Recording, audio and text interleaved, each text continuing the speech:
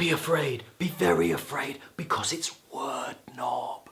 And this week we're learning about ghost words. Ghost words are words that never should have really even existed in the first place. They're really only here because somebody made some kind of clerical mistake. The term ghost words was coined and originally presented in public by Professor Walter William Skeet in his annual address as the President of the Philological Society in 1886. In his speech, he covered over 100 examples of words that had been created through people incorrectly deciphering another word that already existed. Around about this time, a lot of people, it seemed, were saying chimes instead of knives. People were even saying morse instead of nurse. The problem has spread throughout history, it seems, with some words being completely all over the place. The collective noun for ferrets, for example, femming. The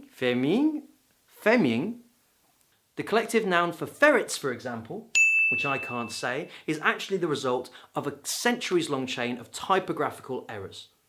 Most ghost words die out pretty shortly after they're created, but some manage to become so powerful that they actually usurp the original word that we were supposed to be using, and they carry on existing within society without us even realising it. Here's three of my favourites. At number 3, syllabus. The Roman philosopher Cicero died in 43 BC, but his work has been read ever since. 2 of his letters to Atticus have the word syllabus, which was a Greek word meaning a label for a book or parchment or title slip, but one printing of his work mistakenly spelled the word as syllabus, and we've been using it ever since. At number 2, tweed.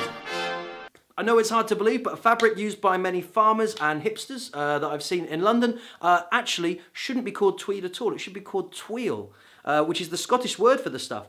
Many believe it got named incorrectly because the River Tweed ran nearby the main area that the tweel was manufactured. At number 1, gravy. That's right, we've been saying it wrong for all of these years. Actually coming from a French recipe in the 14th century, gravy should have been spelt with an N instead of a V, which would mean that we technically have to call it grainy or even gainy, but who would want to live in a world like that?